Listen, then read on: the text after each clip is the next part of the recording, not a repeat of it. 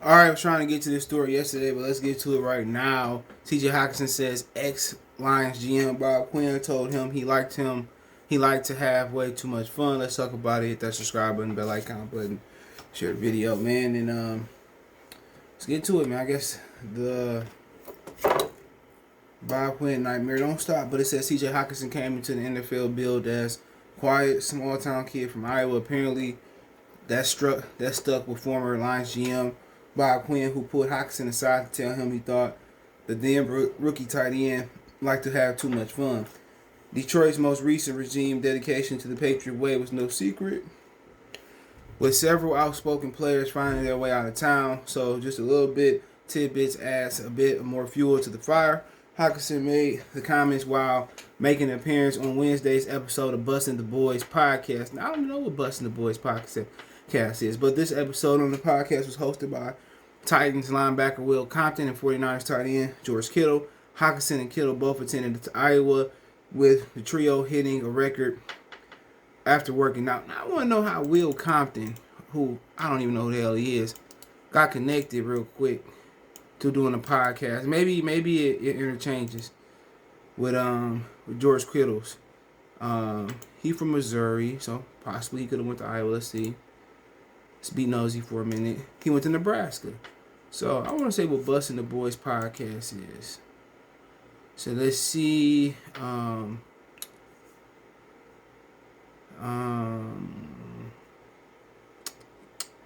Let's see what they got going on. It's on YouTube. It's 76,000 subs. Hope I get there one day and beyond. Hopefully they go beyond. So I don't know. I like this the same people doing the podcast. So let me sub. Hold on. Let me sub real quick. We get back to the article, but we already know.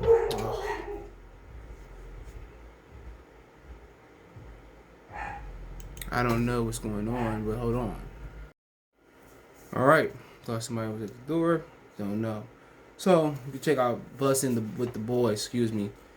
BUSSIN. Quote, a little colon mark, whatever, with the boys. So if you want to check it out, check it out.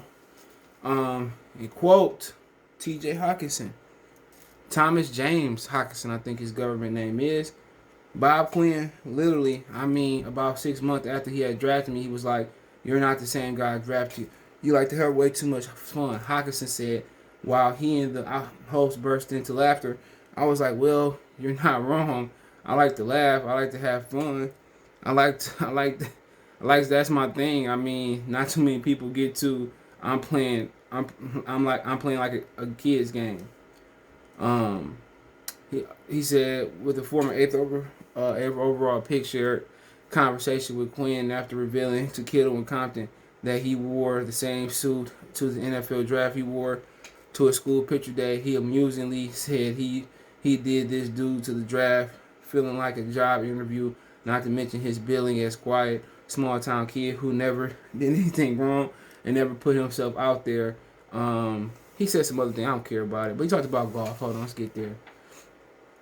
He said, I'm super excited. I talked to Jared Goff a couple of times, and those guys, Goff and Stafford, have the same demeanor, just cool guys that will give you a piece of advice, but they'll never yell at you unless you do something really wrong. Jared, I'm super excited to play with him.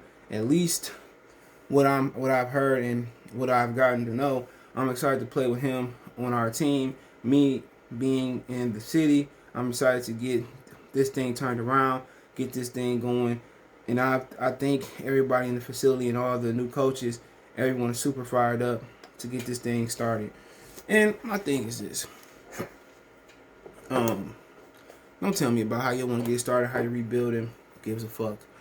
Until you do it, no Lion fan, no person in the city cares, okay? But back on Barbecue Quinn. This is stupid, motherfuckers. This stupid. I don't want to get too belligerent. This stupid. You know, why can't Hockenson have fun? What's the problem with that? You know, and people like that run corporate America, and I talk about this sometime. You're not supposed to have fun. You're supposed to be all all business and a stoic demeanor, and you're not supposed to have no fun. Nobody has fun. Nobody has fun at work. Nobody wants to go to work not to have fun. It's a social common ground for a lot of employees, a lot of bosses, a lot of managers, a lot of team leaders. Why wouldn't you want to have fun? Why wouldn't you want to smile? Who want to go out there and all 50-some players and coaches had a stoic, gray, angry, serious demeanor? That shit ain't fun. Who want to watch a TV show that's everybody stoic and everybody? Nobody. And just because the Patriots did it that way, don't mean it's the only way. Deion had Steve Young get his only, Super Bowl win as a starter quarterback by coming in and lighting up the locker room, dancing and shit. So I never understand why these guys like Bob Quinn, who ain't really never played football, right? And most of these dudes come from this Pennsylvania, New England area, and they come with this racist type of feel to them. Even Matt Patricia seemed kind of racist. Even and maybe it's because they come from that New England area. It's still pretty much segregated there. But he just come with this racist, entitled attitude, and you ain't did nothing. And New England don't have a great track record for drafting players. And it just come with, Hockenson, I'm the white general manager, and you can have fun eating putting pops at the Lions facility. I ain't like Bob Quinn. His mama spit him out and didn't like his ass. You have too much fun. You're not the guy. What the fuck you want me to do? I'm a young kid. They got millions of dollars. You want me to come in here just... Everybody just... man, come on, man. I just don't understand it, man. You're not the kid I drafted. You like to have too much fun. What that got to do with me scoring touchdowns? He said 6 months after he told him. With the draft was probably in, April. So you go May, June, July, August, September. So it was almost to the season. So he was laughing and having all this fun or this best season, but he had that big game in Arizona. What does it mean?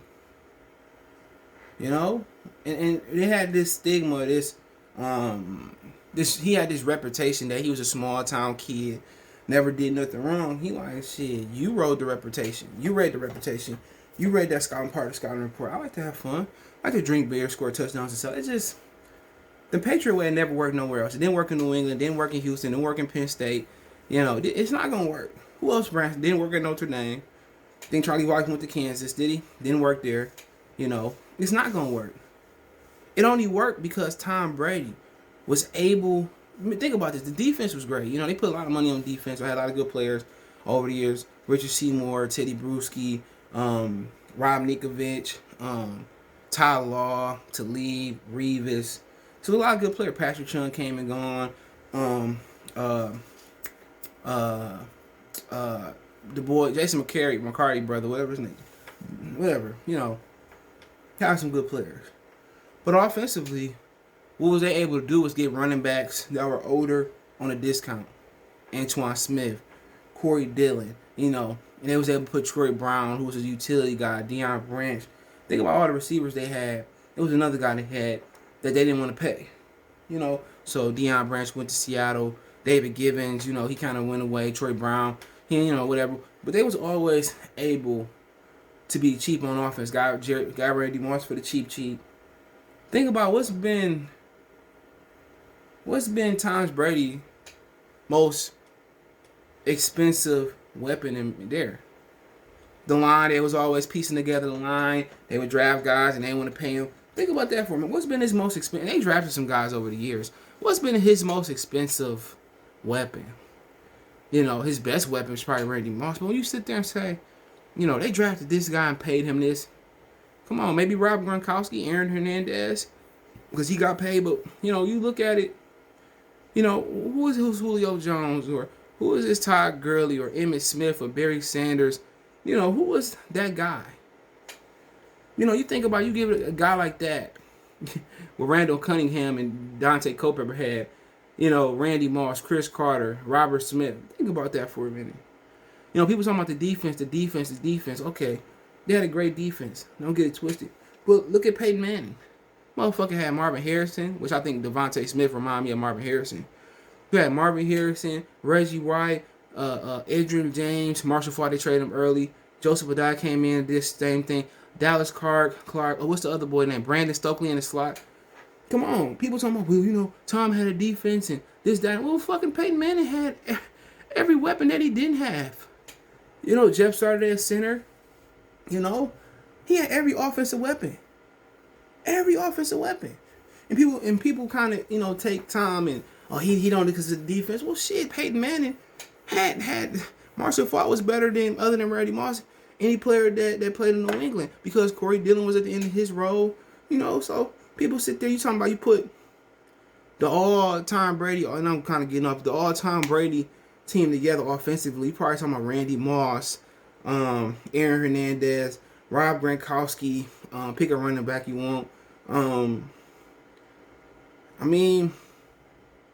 Talking about Peyton Manning, talking about Marshall Faulk, Adrian James, Dallas Clark. They probably had some other tight ends. Talking about he had Eric Decker. He had some good guys, man. And again, he had the best defense. What the fuck Tony Dungy was there for? Tony Dungy was just the greatest offensive mind that's, right up under Tom Bill Belichick at the time. Get out of here. And they come in, Bob Quinn come in, being this entitled white guy, man, kick rocks. Anybody that's entitled come in and ain't done nothing. So, him on Garrett Goff, who cares? We'll see what Goff do when he get here. But I would have told him, suck my dick. That's what I would have told Bob Quinn. I would have been sitting there like, suck my dick. I would have told him that, man. But Hockenson ain't cut like that, man. But you're not the same guy I draft, man. It is what it is, man. Let me know what you guys think about the situation. I'm with TJ Hockenson. I would have put up the middle finger, man. Shit, he lucky he wasn't fucking with somebody that would fuck with it like Marvin Harrison. A lot of people don't know Marvin Harrison was a gangster, but he from Philadelphia, so he was gangster. They said he beat some man up inside this bar. I'm not gonna get into the whole thing. Said he had hands like a ninja. You think you about to run up on Marvin? Oh, he's only 6 foot, 175 pounds. That's what they're saying with Devontae Smith. Man, I don't care about none of that. We should take Kyle Pitts instead of Devontae Smith. So you really want another regime to come in and draft a tight end? But hey, it is what it is, man. Don't forget we're on Facebook, Instagram, Twitter. You can reach out if you have a business question, inquiry, sponsorship, video request. All my social media links, description. Fast way to reach me is Twitter, then Facebook, then Instagram. Links, description. Check me out. My other channel, YouTube, Goodfellas Sports TV, right here on YouTube. Want to make a financial donation? Cash App, CJ Good 313. That's in the description. PayPal link there as well too. Y'all know what the business is. One time for the one time. Mercy Sports Talk. Keep sharing the videos. Y'all know what it is. We go.